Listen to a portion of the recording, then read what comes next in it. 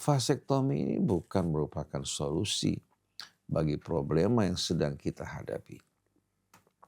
Dan dia tidak akan pernah menjadi solusi. Allah Subhanahu wa Ta'ala yang Maha Pengasih lagi Maha Penyayang, menempatkan manusia di muka bumi, telah menyediakan bagi mereka rezeki mereka.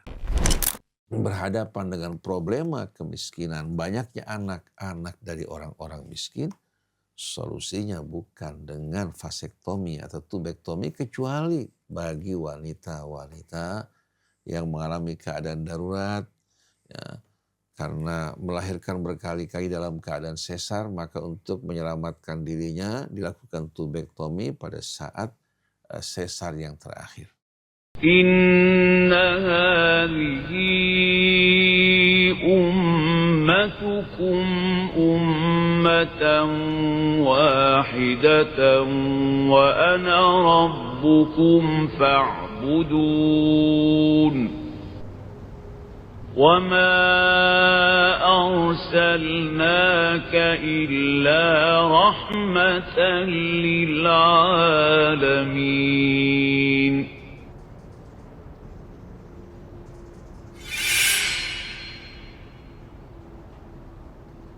Bismillahirrahmanirrahim. Alhamdulillahirrabbilalamin. Allahumma sholli ala Muhammadin wa ali Muhammad. Assalamualaikum warahmatullahi wabarakatuh. Waalaikumsalam warahmatullahi wabarakatuh. Sahabat Ummatan Wahidah yang dirahmati Allah, Alhamdulillah kita kembali dalam diskusi kita bersama Ustaz Hussein bin Hamid Alatas. Kali ini kita akan membahas pertanyaan yang masuk seputar vasektomi. Nah, Mbah, sekarang kita melanjutkan diskusi kita kemarin masalah vasektomi. Kan Islam melarang praktek sterilisasi permanen seperti vasektomi dan tubektomi. Nah, bagaimana solusi yang ditawarkan Islam untuk mengatasi permasalahan yang sekarang terjadi, kan, yang narasi yang terjadi kan bahwa ada orang yang punya anak 11 bahkan mau bertambah ke 12, di mana kondisinya dalam kondisi susah gitu. Apakah vasektomi menjadi solusi untuk bagi keluarga tersebut, Mbah? A'udzu billahi minasyaitonir rajim. Bismillahirrahmanirrahim. Alhamdulillahi rabbil alamin, hamdan katsiran thayyiban mubarakan fi kama yuhibbu rabbuna wa yarda. Allahumma shalli ala Muhammadin wa ali Muhammad. Allahumma atina min indika rahmah wa 'allimna min ladunka ilman nafi'a wa anfa'na bima 'allamtana. Rabbana zidna ilman wa alhiqna bis shalihin. Akhir-akhir ini ramai pembicaraan di seputar vasektomi yang diusulkan oleh Gubernur Jawa Barat sebagai kiat dan cara untuk meringankan beban pertumbuhan anak-anak di tengah-tengah lingkungan orang-orang yang miskin dan tidak mampu. Lalu beliau memberikan contoh tentang seorang wanita yang susah memiliki anak sebanyak 12. Sedangkan wanita ini sebagai seorang miskin. Begitu pula suaminya. Maka menurut beliau cara yang terbaik untuk menuntaskan persoalan semacam ini dengan melakukan vasektomi bagi kaum laki-laki. Apakah hal ini dapat menuntaskan problema yang sedang kita hadapi? Jawabannya tidak. Apa yang diusulkan oleh Bapak Gubernur ini sebetulnya mirip dengan seorang yang kakinya mengalami luka akibat diabetes. Lalu dia berupaya untuk mengobati lukanya dengan memberikan salep antibiotik dan lain-lain sebagainya tanpa menurunkan kadar gulanya. Maka tidak mungkin diharapkan untuk bisa mengalami kesembuhan, bahkan lukanya lama-kelamaan akan menyebar ke seluruh tubuhnya, akan merusak jaringan-jaringan syarafnya. Nah, kalau kita perhatikan problema kemiskinan yang sedang kita hadapi sebetulnya lebih banyak kembali kepada sebab struktural daripada sebab kultural. Dan sebab kultural juga terjadi akibat dari apa? Dari sebab yang pertama tadi. Kalau sebab kultural karena kemalasan orang-orang untuk bekerja, juga sikap acuh tak acuh yang menyebabkan akhirnya mereka yang miskin bertambah miskin. Tapi sebetulnya kalau kita perhatikan, fenomena semacam ini terjadi di tengah masyarakat juga disebabkan karena apa? Salah urus yang dilakukan oleh mereka-mereka yang memegang kekuasaan. Seharusnya mereka-mereka yang menerima amanat ini bekerja berpikir untuk mensejahterakan rakyat. Betul-betul menegakkan keadilan hingga rakyat bisa memiliki kesempatan untuk bekerja yang sama. Pekerjaan yang bisa betul-betul mencukupi kebutuhan hidupnya, bukan hanya sekedar gaji ala kadarnya yang tidak sama sekali bisa membuat mereka mencukupi kebutuhan keluarga, pendidikan sekolah anak-anak mereka untuk betul-betul bisa mengalami peningkatan. Tapi kalau mereka bekerja, dari hasil kerja mereka tidak mencukupi kebutuhan keluarga mereka, maka semangat kerja mereka pasti akan menurun. Nah, ini merupakan tanggung jawab pemerintah, termasuk diantaranya Bapak Gubernur, diberikan amanat dipilih oleh rakyat. Rakyat berharap Anda memberikan solusi buat mereka. Bagaimana bisa menciptakan lapangan pekerjaan, pendidikan yang murah yang terjangkau oleh mereka. Kemudian apabila terjadi kemalasan atau sikap tidak bertanggung jawab, maka pemerintah bisa melakukan tindakan. Bisa menjatuhkan hukuman bagi mereka yang tidak sama sekali menjalankan tugas dan kewajiban mereka, bukan hanya menonton, menyaksikan, melakukan pengabaian. Kita lihat negara-negara yang tadinya kita anggap terkebelakang. Bahkan pemuda-pemudanya sampai orang-orang tuanya juga mereka terjangkit penyakit kecanduan akibat narkoba seperti Cina. Tahu bagaimana keadaan Cina dulu. Tapi mereka bisa bangkit padahal jumlah penduduk mereka lebih besar dibandingkan penduduk kita. Indonesia bukan negara miskin, negara yang kaya raya. Apabila dikelola secara baik-baik, bukan hanya untuk kepentingan oligarki atau kepentingan-kepentingan asing yang bekerja sama dengan pemerintah dan oligarki, kita bisa memberikan kesejahteraan buat rakyat kita hidup betul-betul dalam keadaan makmur. Tapi karena keingkaran mereka-mereka yang bertanggung jawab, tidak memperdulikan sama sekali rakyat mereka, seolah-olah jabatan merupakan aji mumpung. Mereka berkolaborasi dengan orang-orang yang mampu, yang bisa memberikan buat mereka keuntungan, rakyat diabaikan. Rakyat hanya diperdulikan pada saat kampanye, tapi diabaikan setelah itu.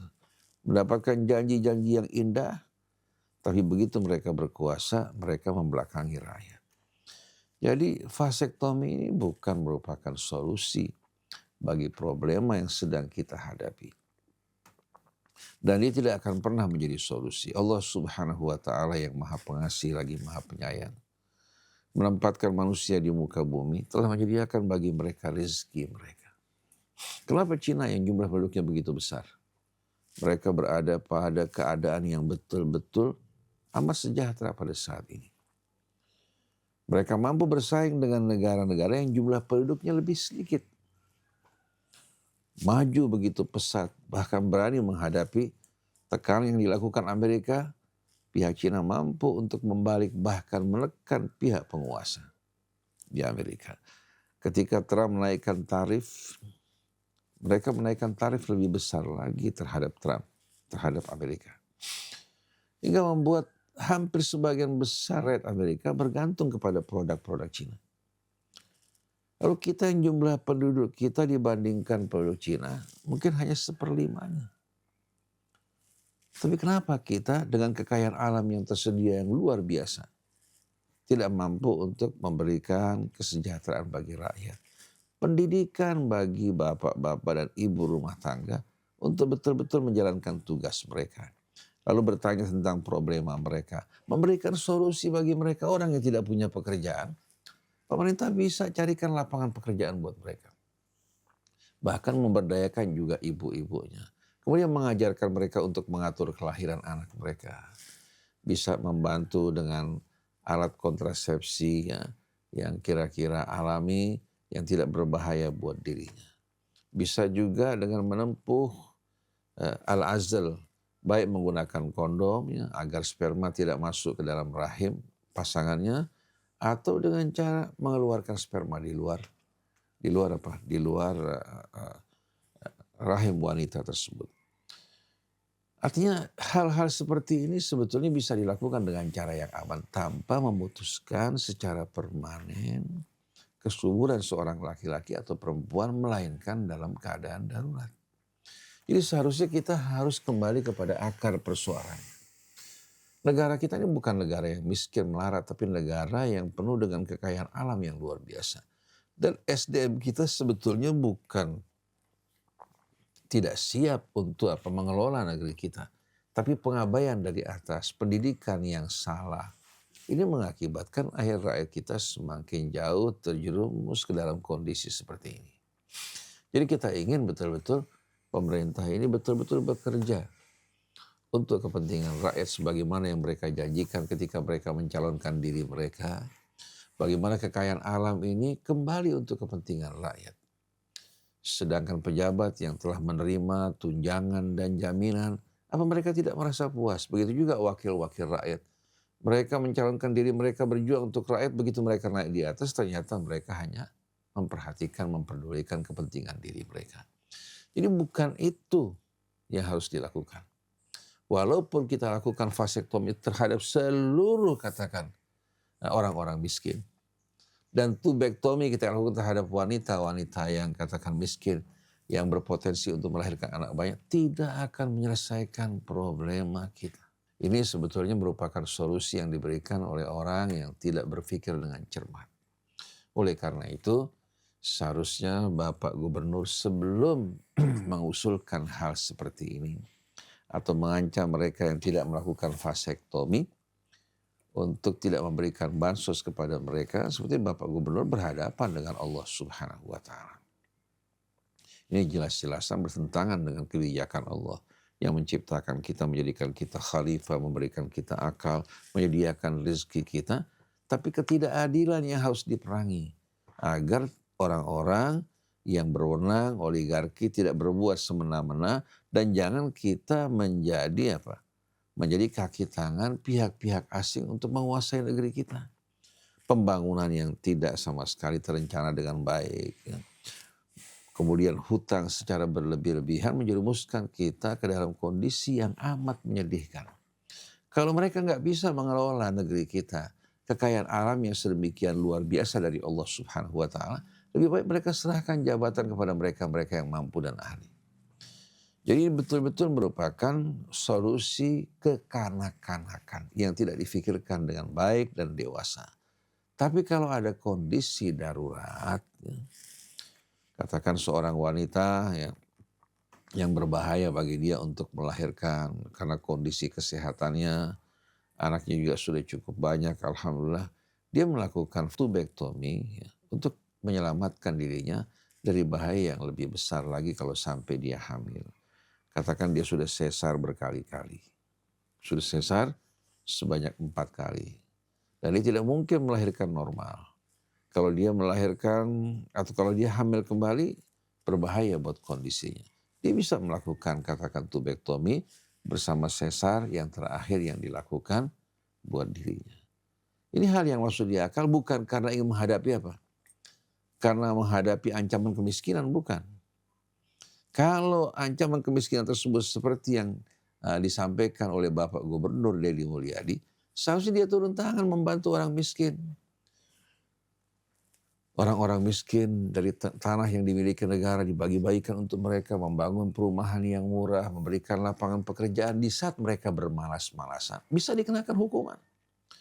Mereka dimasukkan dalam camp untuk membiasakan diri mereka berolahraga, bekerja agar kemalasan mereka hilang. Bukan kemalasan diabaikan, dibiarkan. Jadi betul-betul pemerintah mendidik rakyatnya, ini merupakan tanggung jawab mereka. Oleh karena itu pengabaian yang terjadi pada saat ini orang-orang yang bekerja sebagai aparat negara tidak punya tanggung jawab, malah memberatkan rakyat, menyulitkan mereka, ya. Bahkan mematok pajak juga yang membuat kondisi keadaan mereka semakin berat, padahal pendapatan mereka tidak seberapa. Oleh karena itu, kita berharap agar ini difikirkan secara baik, karena Allah dengan tegas dalam Al-Quran pada surat An-Nisa yang pernah kita bacakan pada jawaban sebelumnya, yaitu pada ayat 119, dengan tegas upaya untuk merusak ciptaan Allah merupakan bisikan dari syaitan. Sebagaimana ucapannya, Allah Subhanahu wa taala menjelaskan bagaimana Allah melaknat syaitan, la'anahullah. Ini ayat 118 surat An-Nisa. La'anahullah. Allah melaknat, mengutuk syaitan. Artinya Allah putuskan dari rahmatnya. Wa qala la'attakhidanna min ibadika nasiban mafruḍa. Dan dia berkata bahwa aku akan mengambil bahagian dari hamba-hambamu sebagai pengikutnya. Wala udillannahum. Aku sungguh-sungguh akan menyesatkan mereka. Wala umanniyannahum. Dan aku akan membiarkan mereka hanyut bersama angan-angan mereka. Wala amurannahum. Dan aku akan perintahkan mereka fala yubattikudna adhanal an'am, untuk melukai, ya, memotong telinga hewan ternak, untuk memberikan tanda bagi hewan-hewan tersebut dengan menyakitinya. Wala amurannahum, dan aku akan perintahkan mereka fala yughayyirunna khalqallah, agar mereka merusak ciptaan Allah. Wa man yattakhidhish syaitana waliyan min dunillah, barang siapa yang menjadikan syaitan sebagai walinya selain dari Allah, faqad khasira khusranan mubina, berarti dia telah mengalami kerugian yang nyata. Ya'iduhum wa yumannihim, syaitan menjanjikan mereka dengan janji-janji yang indah, wa yumannihim, membuat mereka berangan-angan, wa ma ya'iduhum syaitanu illa ghurura, dan semua yang dijanjikan syaitan kepada mereka adalah kepalsuan. Ulaika ma'wahum jahannam, mereka lah, ya, orang yang akan menjadi penghuni api neraka jahannam, wala yajiduna anha mahisa, dan mereka tak akan menjumpai jalan untuk melarikan diri daripadanya atau berlindung dari azab tersebut. Ini jelas-jelasan, ya, Allah Subhanahu wa taala menerangkan bahwa Allah mengutuk syaitan. Dan di antara yang menyebabkan syaitan dikutuk oleh Allah Subhanahu wa taala, ya, adalah upayanya untuk menjerumuskan manusia, merusak ciptaan Allah Subhanahu wa taala. Ini Al-Qur'an. Ini merupakan nas dari Al-Quran secara jelas. Silahkan baca ayat 118 hingga ayat 121 dan mengancam mereka dengan azab api neraka.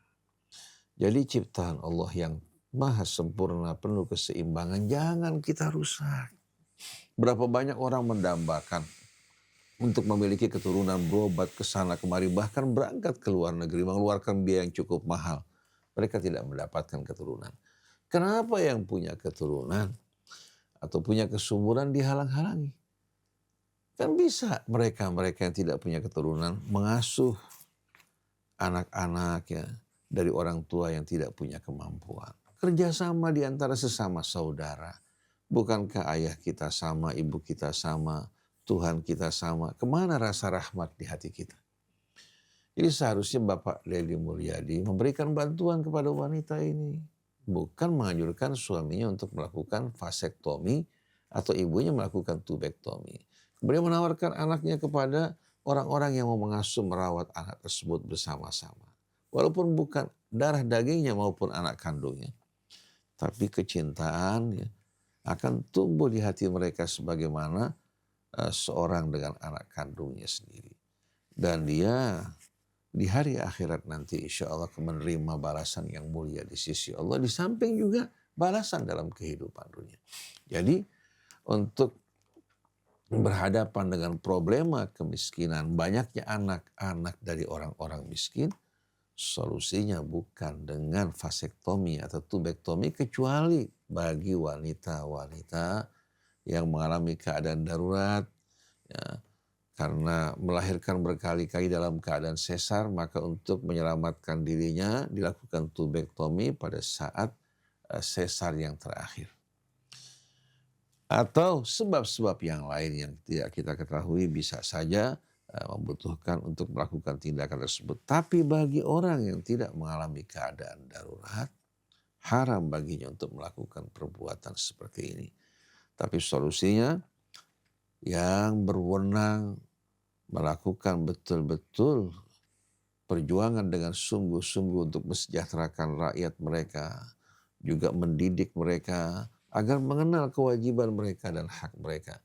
Kalau orang-orang miskin mendapatkan pendidikan yang baik, pengarahan yang baik, insya Allah mereka akan tahu bagaimana mengatur kelahiran anak-anak mereka. Bukan dengan mengajukan vasektomi atau tubektomi.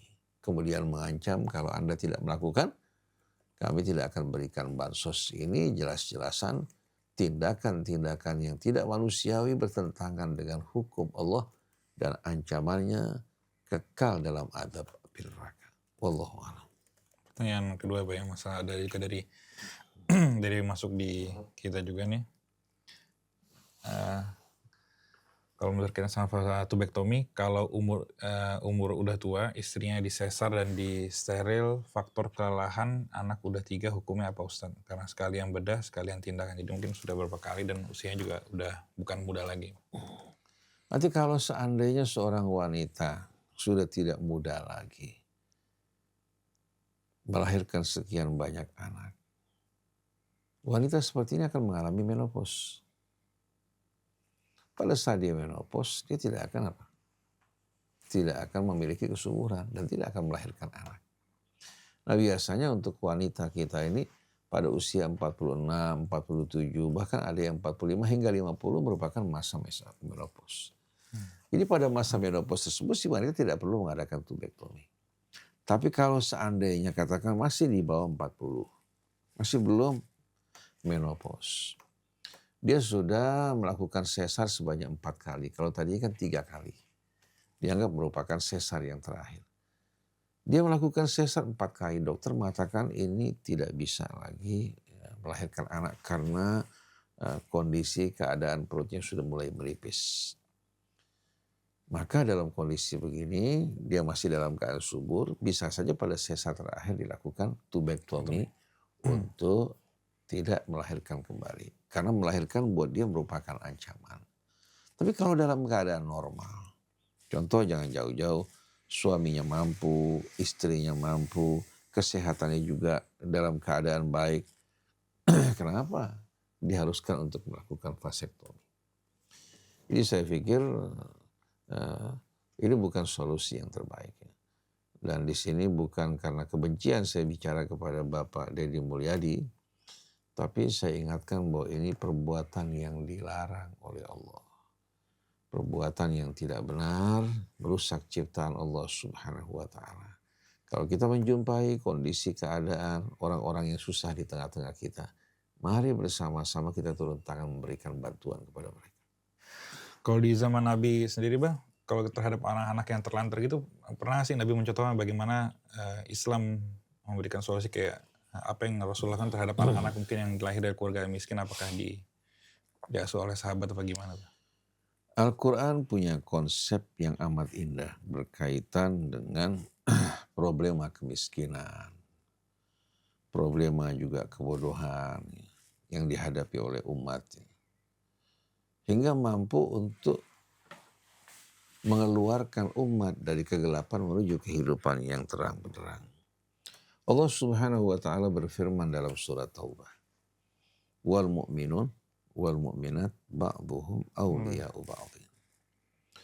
Orang yang beriman, baik pria maupun wanita, sebahagian mereka menjadi wali sebahagian yang lain. Ungkapan ini merupakan ungkapan yang amat indah, yang menggambarkan bagaimana takaful sosial. Takaful sosial, kerjasama sosial di antara sesama keluarga besar umat manusia yang berasal dari ayah ibu yang sama. Apabila dia beriman, maka dengan sendirinya yang kuat punya kewajiban untuk memikul beban yang lemah. Yang kaya ikut membantu menanggung beban yang miskin. Yang berilmu bertanggung jawab untuk mendidik mereka-mereka yang bodoh. Sedangkan yang berwenang, yang memiliki jabatan, mereka bertanggung jawab untuk mengurus orang-orang yang di bawah mereka. Karena setiap orang dari kita ini kan bertanggung jawab. Kullukum ra'in wa kullukum mas'ulun an ra'iyati. Jadi dengan gambaran yang Allah berikan, wal mu'minun wal mu'minat ba'duhum awliya'u ba'din. Orang yang beriman, pria maupun wanita, sebagian mereka menjadi wali sebagian yang lain. Sebagian kita kuat secara fisik, tapi lemah secara ekonomi. Begitu juga mungkin pendidikan. Sebagian lagi kuat secara ekonomi, lemah secara fisik. Sebagian lagi kuat dari sisi keilmuan, mereka punya kemampuan, tapi secara ekonomi mereka lemah. Nah, kalau yang berilmu, yang punya kekayaan, yang punya kekuatan fisik, bekerja sama satu dengan lainnya, saling melengkapi dan menyempurnakan, dalam waktu singkat kita akan maju. Karena setiap orang saling membutuhkan, hingga Allah katakan wa ta'awanu 'alal birri wat taqwa. Nah, apabila mereka terikat dalam ikatan keimanan tanpa mereka diperintahkan, secara otomatis kesadaran mereka sebagai orang yang beriman, mereka betul-betul akan menjalankan kewajiban mereka.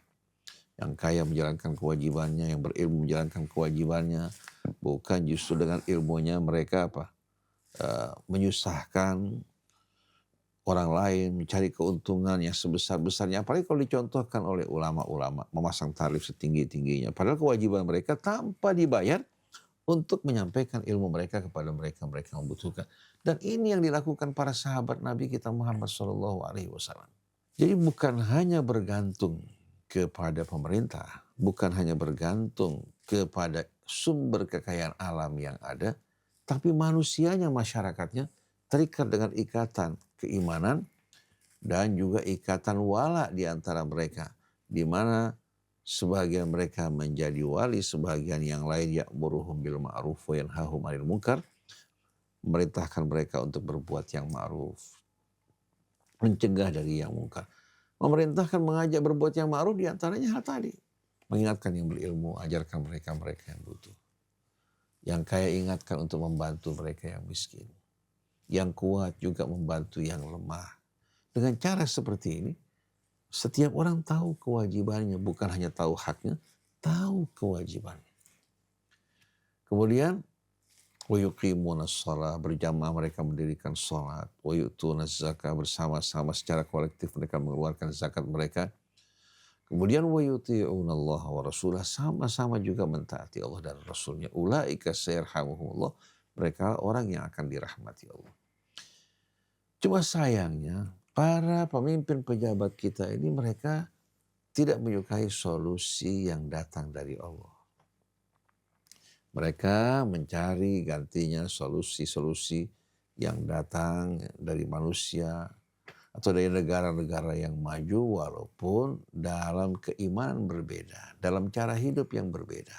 Akhirnya mereka mengambil cara hidup dari orang-orang yang tak beriman, diterapkan di tengah-tengah orang yang beriman, akhirnya tidak membuahkan hasil yang diharapkan, malah menimbulkan kontradiksi.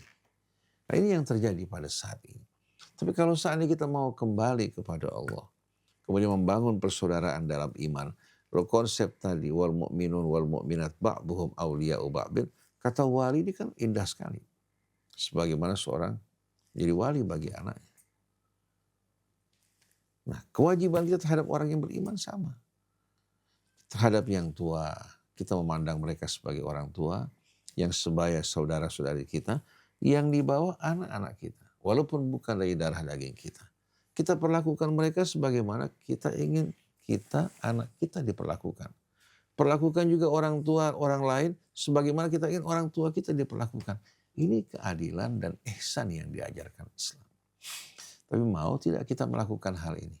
Apa kita lebih mengutamakan ego kita, kepentingan kita, tidak peduli terhadap saudara-saudara kita. Maka Rasulullah mengatakan, man lam yahtam bi umuril muslimin falaysa minhum. Orang yang tidak peduli terhadap urusan kaum muslimin bukan dari mereka. Jadi kita ingin tahu apakah kita bahagian dari kaum muslimin? Untuk mengukurnya, lihat dari kepedulian kita. Kalau kita peduli terhadap mereka, berupaya memberikan solusi, mencarikan jalan keluar, dengan harta kita, dengan pikiran kita, dengan tenaga kita, dengan ilmu kita, berarti kita seorang muslim. Tapi kalau tidak, hendaknya kita bertobat kembali kepada Allah Subhanahu wa taala untuk menyesuaikan diri kita dengan persyaratan yang telah ditentukan Allah dalam kitabnya. Begitu pula Rasul dalam sunnah-sunnahnya untuk menjadi bahagian dari masyarakat Islam. Wallahu a'lam. Subhanakallahumma wa bihamdik asyhadu an la ilaha illa anta astaghfiruka wa atubu ilaik. Wassalamualaikum warahmatullahi wabarakatuh. Demikian sahabat Ummatan Wahidah yang dirahmati Allah. Alhamdulillah kita telah mendengarkan jawaban dari guru kita Ustaz Husain bin Hamid Al-Attas. Assalamualaikum warahmatullahi wabarakatuh. Waalaikumsalam warahmatullahi wabarakatuh.